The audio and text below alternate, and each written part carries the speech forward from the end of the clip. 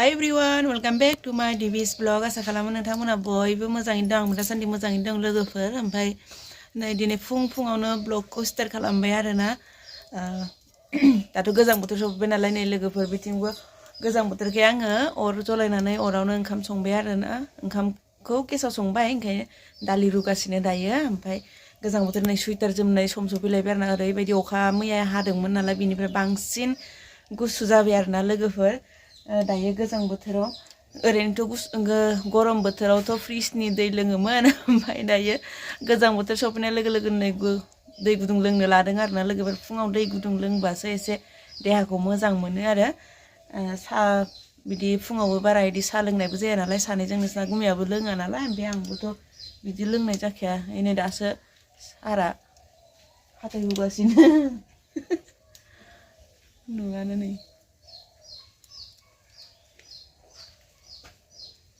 दिनै सानसे मा खालामो मा मायो नोंथांमोनजों शेयार खालामनोसै। लोगोसेनो नोंथांमोना जुदि भिडिअखौ नायनो मोजां मोनोबा लाइक कमेन्ट शेयार खालामनानै होदो आरो चेनेलखौ गोदानै नायदोंबा साबस्क्राइब खालामनानै होदो दे लोगोफोर। जियानो जा दायो नायलांबाय थाबानो जाबाय भिडिअखौ जोबजासिम आरो कमेन्टआव लिरहर माबायदि मोनखो दे लोगोफोर। दायो खामानि फुङाव ओरैबायदि बिहिर जायो माने ओरैजोंहाय सानसुफुनि जानायनि थाखायबो रुटि लांनाय जायो नालाय ओंखामबो संनांगौ रुटिबो रावबो गैया नालाय हाखु दाखु सानो हारसिंनो माने बिराद खस्थ' बायदि मोनो आरोना आङो लोगोफोर। बिदिबा नायलांबाय थादो दे। नै लोगोफोर दायो आइ लाहानाव न'आव मोनफैबाय आरोना जोङो नै दहायनिफ्रायनो फैनो होननानैनो थाबखौनो ओंखारबोनो हायाखैमोन कास्टमार दङमोन नालाय। ओमफ्राय दायो मोनफैबाय आरोना। ओमफ्राय आङो दायो पायास बानायनो नागिरदों। बिहाव मा होनो बिजामादैनो ओंखाम जाहोगोन नालाय ओमफ्राय पायसबो बानायसिगोन आरो लास्टाव होनो। जियानो जा दायो बानायग्रोना लानोसै आं मा लाबोदों र' देखायनो नोंथांमोननो। नैथिंजाय आधा लिटार आमुल ताजा ओमफ्राय नैथिंजाय बे पापर ओमफ्राय नैयावहाय काजु किसमिस ओमफ्राय नै एक माबा आरोना बियो गाइखेर।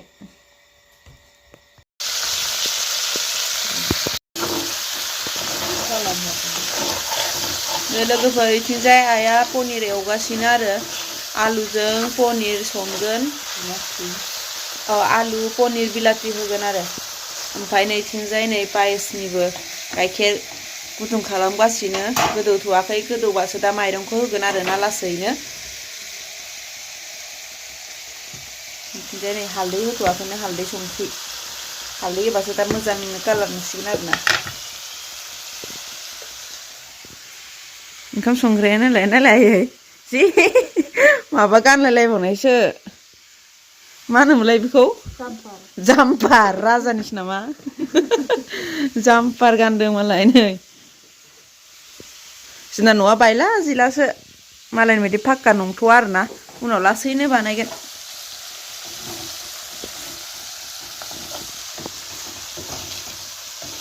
जावैसो फैनायनि पनिर आलु बिलाथि फुलकबि आलु भाजि ओमफ्राय आरो मा संबावदों दा देखायगोन र' फान्थाव भाजि ओमफ्राय पायस।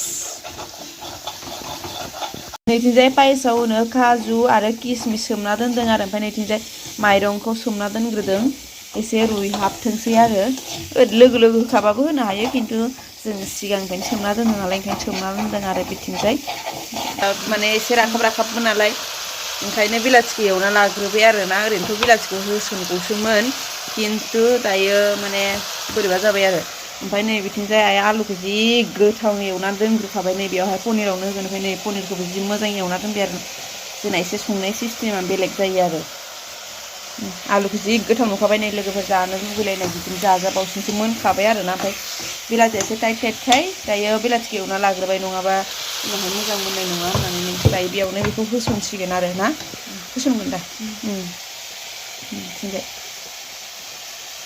बेसेबा गोबावनि उनावसो जोङो हराव ओंखाम जानो दायो फैबाय आरोना। बेसेबांबा गोबावनि उनाव फैनो रेडि जानानै फैनो मोनाखैमोन। ओमफ्राय दिनैसो गोथाव जानानै थांसै आरो। जोंनि खाथियाव राज मेलाबो दङ राजखौ नायनानै थांनोसै। ओमफ्राय दायो जोङो बानायगासिनो आइजों आंजों आंथ' बानायाखै आं पायसल' बानायबाय थादों आरोना। नै इथिंजायहाय लोगोफोरनो जासिगोनानो नै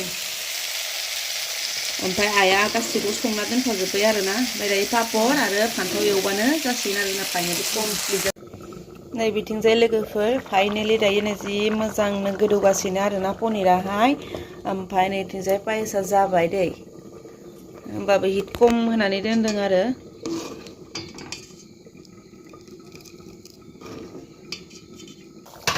थाव साइस नुखाबाय नै दुन्दिया होबावाखैसो गोजां बोथोरनि मन्त्र बाबा बाथोन देदों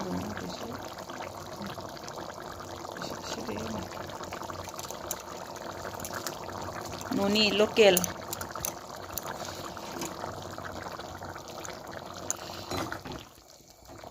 संख्रियासो होदोंना जायाखै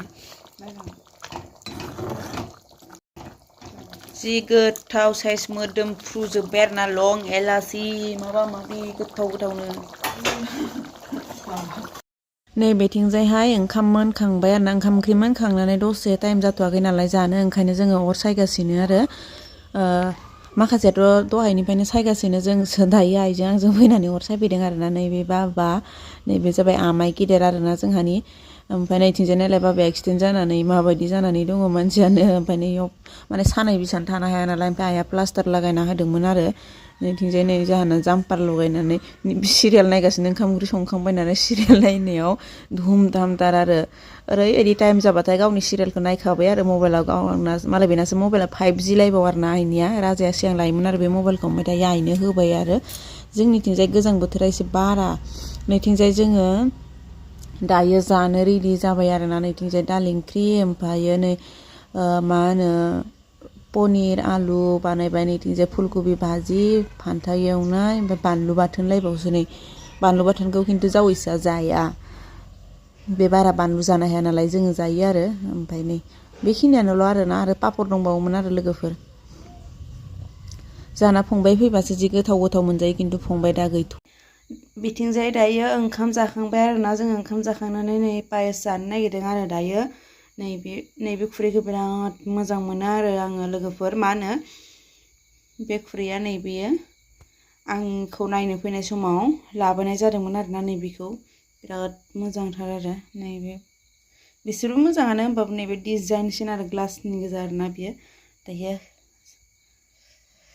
जाहैग्रोनोसै ओमफ्राय लासैनो थांनोसै आरोना लोगोफोर जि मोजां जाना दं बिबारा